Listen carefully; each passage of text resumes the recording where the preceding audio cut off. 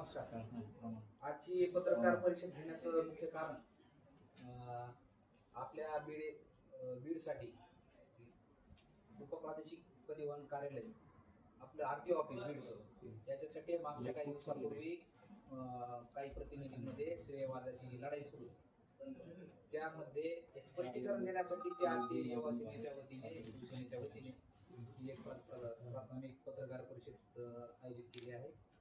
तरी प्रति आपले आरटीओ ऑफिस बीडचं तर याला मंजुरीचा जो विषय आहे तो शिवसेनेच्या माध्यमातून आणि माननीय परिवहन मंत्री प्रतापजी सरनाईक साहेब यांच्या मार्फत आणि बाजीरावदादा चव्हाण यांनी पाठपुरावा केल्यामुळं हे आरटीओ ऑफिस मंजूर होऊन त्यांना विद्या मान्यता सुद्धा आणि प्रशासकीय मान्यता सुद्धा ही यांच्यामुळे मिळाली आहे.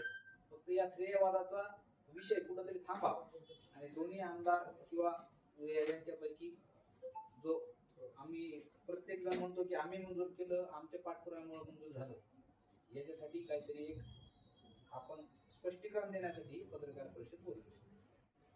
एकूण किती कोटी आले त्या आरटीओ ऑफिससाठी विकासाच्या दृष्टिकोनातून निधी? आपल्याला 12,51,06,000 रुपये याची मान्यता झाली. मग याचं श्रेय सगळेच घेत आहेत, नेमकं कारण काय असणार आहे? कारण आता प्रत्येक प्रतिनिधीला दोष देण्यापेक्षा प्रतिनिधींनी आपापल्या पद्धतीने आपापल्या मतदारसंघामध्ये विकास कामासाठी प्रयत्न आम्ही करतो हे दाखवण्यासाठी एक प्रयत्न असू शकतो, त्यांचाही प्रयत्न असेल, परंतु प्रशासकीय मान्यता ही आमच्याकडे. आमदार संदीप भैया क्षीरसागरांनी सांगितलं आहे की हा जो प्रयत्न आहे तो मी केलेला आहे आणि माझ्या प्रयत्नामुळे हे जे ऑफिस आपल्याकडे होते किंवा तो जो बिल्डिंग उभा राहणार आहे तो होतो. आता प्रयत्न म्हणजे माझं काय म्हणणं, आमदार आता कोणताही आमदार असेल आज त्यांना असं वाटतं त्यांच्या तालुक्याचा विकास व्हावा त्याच्यामुळे त्यांनी प्रयत्न केले होते ना, आपण नाही म्हणत नाही. पण हा विषय म्हणजे असा आहे की महाराष्ट्र राज्याचे उपमुख्यमंत्री एकनाथ शिंदे साहेब यांच्या बाजीराव खूप दिवसा म्हणजे खूप जवळचे तर दादांनी खूप आम्ही दादाच्या मागे लागलो. दादा अर्कापीचे इकडून तिकडून इकडं अर्कापीचे खूप हे व्हायला लागले. दादा याच्यासाठी आपल्याला काहीतरी करावं लागलं. तर मग दादांनी शिंदे साहेबांना बोलले, मग शिंदे साहेब सरनाईक साहेबांना बोलले आणि सरनाईक साहेबांनी मग हे मंजुरी दिली. हा जो निधी येतोय तो आमदार फंडातून येणार आहे का वेगळ्या काही फंडातून तो येतोय?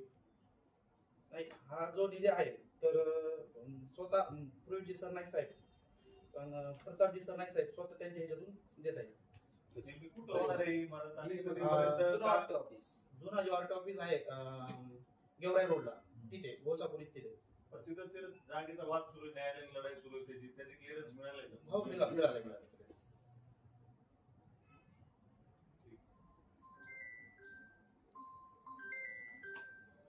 आमदारांना पण असं काय वाटत नव्हतं की नाही व्हावं म्हणून, कोणाला पण त्यांना पण वाटत व्हावं म्हणून इच्छुक होते ते पण सगळेजण. पण एवढं की दादांनी खूप फॉलो घेतला. आम्ही आता जेव्हा टायमाला बाजूला दादा इथं कधी पण आले आम्ही त्यांना दादा हे असं करावं लागतं, एवढं करावंच लागतंय.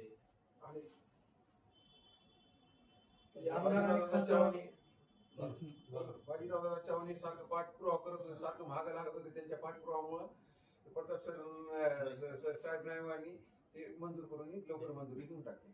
पाठपुरावा केल्याचे असे काही ठोस कागदपत्र पुरावे वगैरे आहेत का तुमच्या?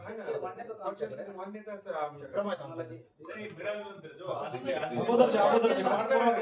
हा तुम्हाला मिळून जाते ना सारखं मंत्रालयात असेल आणि साहेबांचे अत्यंत विश्वास आणि आपल्याकडे ते कागद पण आहेत. असं नाही की आपण म्हणजे पत्र व्यवहार वगैरे केलेलं ते आहे. 1-1.5 वर्षापासून ह्याच्या पाठीमागे लागून ते आज पूर्ण काम झालंय त्याचं. ते काही एक दिवसाचं नाही की आज झालं म्हणून, ते खूप दिवसापासून पाठीमागं फॉलो घेतला आणि ते मंजूर करून आणलं. आणि प्रताप सरनाईक साहेबांनी सगळे दुष्काळामध्ये इथूनच त्यांच्या किट वगैरे बनवून त्यांनी इथून चालू केल्या, पूरग्रस्त लोकांना पाठवल्या. ते सगळं इथूनच चालू होतं. त्याच वेळेस ती मंजूर टेबल एवढं होऊन द्या म्हणून आपण हे करू. ते झालं की त्यांनी मान्यता दिली. टार्गेट किती दिवसाचं कम्प्लीट व्हायचं?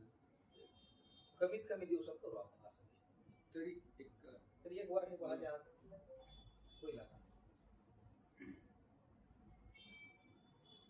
आज बीड शहरामध्ये राज्य सुरक्षा अभियान जे राबवलं गेलं आरटीओच्या माध्यमातून, जिल्हा पोलीस अधीक्षक असतील, एसपी असतील, जिल्हाधिकारी असतील, त्यांना आमंत्रित केलं होतं. मात्र त्या ठिकाणी एकही आमदार किंवा लोकप्रतिनिधी किंवा शासन प्रशासनात जे काही लोक आहेत तिथे दिसले नाहीत. मात्र आता आरटीओ ऑफिसच्या इमारतीचा निधी आणि त्याच्यावर श्रेयवाद याबद्दल तुम्हाला काय नेमकं वाटतं, किंवा म्हणजे श्रेयवाद आरटीओ ऑफिसच्या इमारतीसाठी विकासासाठी, मात्र त्यांचं जे काम असतं आरटीओ ऑफिसच्या माध्यमातून लोकांची सुरक्षा, लोकांचं वाहतुकी दरम्यान होणारे अपघात टाळण्यासाठी, याच्यामध्ये तुमचे लोकप्रतिनिधी काल नाहीत, किंवा मग त्याबद्दल तुम्हाला काय वाटतं? मला वाटतं यामध्ये स्थानिक आमदार यांनी थोडंसं लक्ष करायला पाहिजे होतं. आणि तिथल्या आपल्या त्याच मतदारसंघात जर समजा शासनामार्फत असे जर उपक्रम राबवले जात असतील, त्यामध्ये त्यांनी थोडं आणखी त्याच्यामध्ये प्रयत्नशील राहायला पाहिजे होतं. आम्हाला श्रेय पण या 2 आमदारांचा जो विषय चालू झाला की बाबा मी मंजूर केलं, परिवहन खातं हे शिवसेनेकडे आहे आणि शिवसेनेचे मान्य प्रतापजी सरनाईक यांच्याकडे आहे, आणि त्यांच्याकडून आम्ही सारखं आता बाजीरावला भेट आले की आम्ही सारखं प्रश्न आमचा त्यांना असायचा की आपल्या इथं आरटीओ ऑफिसचा प्रश्न प्रलंबित आहे, ते साहेबांकडे खाली ते सांगतायत की आम्ही पाठपुरावा, ते सांगतायत की आम्ही त्यांनी पाठपुरावा केला. सांगितलं. ते सांगतायत की आम्ही पाठपुरावा केला. तुमचं असं म्हणणं आहे त्यांच्या पाठपुराव्यामुळे नाही, पण आमच्या पाठपुराव्यामुळे झालं. मग याचं श्रेय खरं कोणाला द्यायचं? माझं काय म्हणायचं त्यांच्याकडे, आता हे आमच्याकडे सर्व आमच्या हातात आहे. म्हणजे याचं श्रेय खरं कोणाला आहे? तुम्ही सांगा. हे मान्यता जर समजा बाजीराव दादा शिवसेनेकडे आहे, बाजीराव दादाकडे, तर कुणाला श्रेय द्यायला? तुम्ही सांगा ना कोणाचं काम कोणी केले. नाही, मंत्रालय, परिवहन मंत्रालय जरी साहेबांकडे असेल, प्रयत्न सगळ्यांनी केले, यश आम्हाला आलं असं म्हणतो. परिवहन मंत्रालय जरी साहेबांकडे असेल, परंतु स्थानिकचे जे आमदार असतात त्यांना आपल्या भागामध्ये ज्या काही ऑफिसेस असतात तर त्याची जी निकड असते, तर त्यांनी ते प्रयत्न केलेला असंही त्याचं म्हणणं आहे या बाबतीमध्ये. दोन्ही आमदारांनी प्रयत्न केलेले असणार आहेत, कारण ते लोकप्रतिनिधी त्यांनी पत्रव्यवहार केला असणारे प्रयत्न केलेच असतील त्यांनी, परंतु श्रेय दादांनी खूप प्रयत्न केल्याच्या नंतर प्रमाण आमच्या हातात आहे. त्यामुळं आज शेवटचा निर्णय म्हणजे मंत्री महोदयांनी दादाच्या हाताने आपल्यापर्यंत पोहोच केला आहे. आमदाराला आम्ही त्यांना म्हणजे हे करत नाही, निग्लेक्ट करत नाही, त्यांनी सुद्धा प्रयत्न केले असणार आहेत. कारण कुणाला वाटत नाही की आपल्या मतदारसंघातला म्हणजे एखादा ऑफिस नाही ते झालं पाहिजे. दादांनी पुन्हा मुख्यमंत्री शिंदे साहेबांना खूप वेळेस हे विषय चर्चा केली. मग साहेबांनी पुरोजी सरनाईक साहेब आणि प्रताप सरनाईक साहेब यांना हा विषय की एवढा करावा. म्हणजे आता हे कामाचं श्रेय तुमच्याकडे आहे, बाजीराव दादाकडे.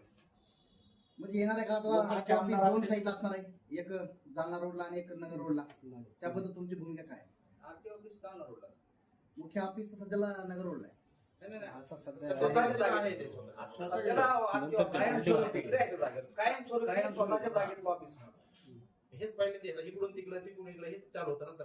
आता स्वतःच्या नागरिकांची थोडी जरा परेशानी, ज्यांना आरटीओ ऑफिस मधले काम आहेत ना त्यांचे सगळे कधी इकडे जायचं कधी इकडे जायचं. स्वतःचं जर स्थायिक ऑफिस असलं तर परेशानी होणार नाही. कधी उद्घाटन होणार आहे ही इमारती? लवकर त्याची तारीख आली नाही, आपल्याला सांगणार तारीख आलेली नाही आपल्याकडे. ठीक आहे, चालेल. धन्यवाद सर. ओके. बसा चहा.